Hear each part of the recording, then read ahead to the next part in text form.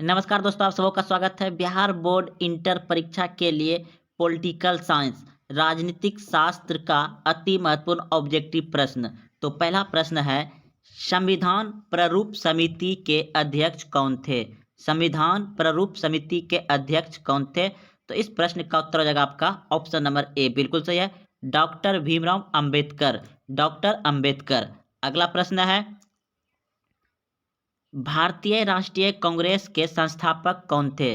भारतीय राष्ट्रीय कांग्रेस के संस्थापक कौन थे? तो इस प्रश्न का उत्तर हो जाएगा आपका ऑप्शन नंबर सी, बिल्कुल सही है, ए ओ ह्यूम। अगला प्रश्न है आपका, भारतीय संविधान की 8वीं अनुसूची में क्या वर्णित है? भारतीय संविधान की 8वीं अनुसूची में क्या वर्णित है? तो इस प्रश्न का उत्तर हो जाएगा आपका ऑप्शन नंबर ए, बिल्कुल सही है, भाषाओं की सूची। भारतीय संविधान की 8वीं अनुसूची में क्या है? भाषाओं की सूची। और टोटल भाषा 22 भाषा है। तो चलते अगले प्रश्न की ओर। प्रश्न है, इस समय भारत में कौन सी दलीय व्यवस्था मौजूद है? इस समय भारत में कौन सी दलीय व्यवस्था मौजूद है? तो ऑप्शन नंबर सी, बिल्कुल सही है, बहुदलीय व्यवस्था है। अगला प्रश्न है, सूचना का अधिकार कानून कब लागू हुआ? सूचना का अधिकार कानून कब लागू हुआ? तो इस प्रश्न का उत्तर हो जाएगा आपका ऑप्शन नंबर सी, बिल्कुल सही है, 2005 में। सूचना का अधिकार कानून कब लागू हुआ? 2005 में। ऑप्शन नंबर सी सही है। प्रश्न है, भारतीय राष्ट्रीय कांग्रेस की स्थापना कब हुई? भारतीय राष्ट्रीय कांग्रेस की स्थापना कब हुई? तो इस प्रश्न का उत्तर हो जाएगा आपका ऑप्शन नंबर बी, बिल्कुल सही है, 1885 ईस्वी में। अगला प्रश्न है, राज्य पुनर्गठन आयोग की स्थापना कब हुई? राज्य पुनर्गठन आयोग की स्थापना कब हुई? तो 1956 ईस्वी में। ऑप्शन नंबर सी सही है। अगला प्रश्न है, संयुक्त राष्ट्र संघ की स्थापना कब हुई? संयुक्त राष्ट्र संघ की स्थापना कब हुई? तो इस प्रश्न का उत्तर हो जाएगा आपका ऑप्शन नंबर बी, बिल्कुल सही है, 1945 ईस्वी में। संयुक्त राष्ट्र संघ की स्थापना कब हुई है? 1945 ईस्वी में। अगर आपको डेट सहित पूछ दिया जाए तो क्या करिएगा? 24 अक्टूबर 1945 लगाइएगा। अगला प्रश्न है, सार्क का मुख्यालय कहाँ है? सार्क का मुख्यालय कहाँ है? तो काठमांडू में। ऑप्शन नंबर सी बिल्कुल सही है, सार्क का मुख्यालय कहाँ है? काठमांडू में। अगला प्रश्न है आपका, भारत में पहला परमाणु परीक्षण कब हुआ? भारत में पहला परमाणु परीक्षण कब हुआ? तो इस प्रश्न का उत्तर हो जाएगा आपका ऑप्शन नंबर बी, बिल्कुल सही है, 1974 ईस्वी में। भारत में पहला परमाणु परीक्षण कब हुआ? 1974 ईस्वी में। ऑप्शन नंबर बी सही है। अगला प्रश्न है, पंचायत समिति का प्रमुख कौन होता है? पंचायत समिति का प्रमुख कौन होता है? तो पंचायत प्रमुख। ऑप्शन नंबर डी सही है। अगला प्रश्न है आपका,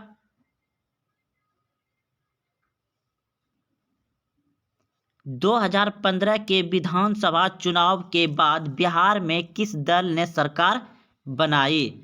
तो इस प्रश्न का उत्तर हो जाएगा आपका ऑप्शन नंबर डी, इनमें सभी ने। इनमें सभी ने, जनता दल यू, राष्ट्रीय जनता दल और कांग्रेस, सभी ने बनाई।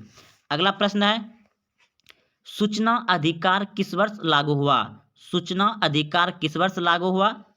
तो 2005 में। 2005 में, वर्ष 2005 में लागू हुआ सूचना का अधिकार। अगला प्रश्न है, एमनेस्टी इंटरनेशनल किससे संबंधित है? तो इस प्रश्न का उत्तर हो जाएगा आपका मानवाधिकार। मानवाधिकार से संबंधित है। एमनेस्टी इंटरनेशनल मानवाधिकार से संबंधित है। अगला प्रश्न है, कांग्रेस का विभाजन किस वर्ष हुआ? कांग्रेस का विभाजन किस वर्ष हुआ? तो इस प्रश्न का उत्तर हो जाएगा आपका 1969 ईस्वी में हुआ। कांग्रेस का विभाजन कब हुआ? 1969 ईस्वी में। ऑप्शन नंबर बी सही है। अगला प्रश्न है, बीस सूत्री कार्यक्रम किस प्रधानमंत्री से संबंधित है? 20 सूत्री कार्यक्रम किस प्रधानमंत्री से संबंधित है? तो इस प्रश्न का उत्तर हो जाएगा आपका Indira Gandhi. Option number B सही है, इंदिरा गांधी से संबंधित है 20 सूत्री कार्यक्रम। अगला प्रश्न है, किस संविधान संशोधन के द्वारा पंचायतों में महिलाओं को आरक्षण प्रदान किया गया? प्रश्न एक बार फिर से पढ़ते हैं दोस्तों। किस संविधान संशोधन के द्वारा पंचायतों में महिलाओं को आरक्षण प्रदान किया गया? तो इस प्रश्न का उत्तर हो जाएगा आपका ऑप्शन नंबर डी, बिल्कुल सही है। 73वां संविधान संशोधन के द्वारा पंचायतों में महिलाओं को आरक्षण प्रदान किया गया। 73वां संविधान संशोधन। अगला प्रश्न आपका, भारतीय राष्ट्रीय कांग्रेस के संस्थापक कौन थे? भारतीय राष्ट्रीय कांग्रेस के संस्थापक कौन थे? तो इस प्रश्न का उत्तर हो जाएगा आपका A.O. Hume. Option number B. अगला प्रश्न है, भारत में वित्तीय वर्ष होता है। भारत में वित्तीय वर्ष होता है 1 अप्रैल से 31 मार्च तक। 1 अप्रैल से 31 मार्च तक भारत में वित्तीय वर्ष होता है, 1 अप्रैल से 31 मार्च तक। अगला प्रश्न है, भारत में कुल कितने राज्य है? भारत में कुल कितने राज्य है? तो 28 हो जाएगा। अगला प्रश्न है, निम्नलिखित में कौन सा एक मानवाधिकार संगठन है?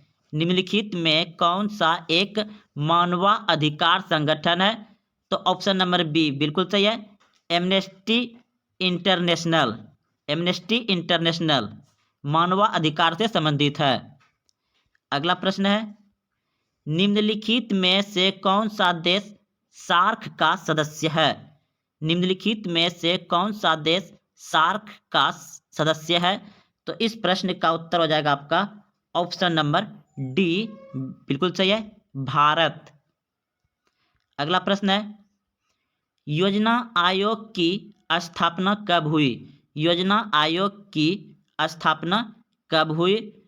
तो 1950 में। योजना आयोग की स्थापना कब हुआ था? 1950 में। ऑप्शन नंबर ए सही है। अगला प्रश्न है आपका, किस देश ने सुरक्षा परिषद में निषेध अधिकार का सर्वाधिक बार प्रयोग किया? किस देश ने सुरक्षा परिषद में निषेध अधिकार का सर्वाधिक बार प्रयोग किया? तो इस प्रश्न का उत्तर हो जाएगा आपका चीन ने। ऑप्शन नंबर डी सही है। अगला प्रश्न है, योजना आयोग को भंग कर कौन सा आयोग बना? योजना आयोग को भंग कर कौन सा योजना आयोग बना? तो इस प्रश्न का उत्तर हो जाएगा आपका नीति आयोग बना। ऑप्शन नंबर ए सही है, नीति आयोग बना। अगला प्रश्न है, बिहार विधानसभा में कितने निर्वाचित सदस्य है? बिहार विधानसभा में कितने निर्वाचित सदस्य है? तो इस प्रश्न का उत्तर हो जाएगा आपका ऑप्शन नंबर बी, बिल्कुल सही है, 243। बिहार विधानसभा में कितने निर्वाचित सदस्य है? 243। ऑप्शन नंबर बी सही है। प्रश्न है, सिक्किम भारत का हिस्सा कब बना? सिक्किम भारत का हिस्सा कब बना?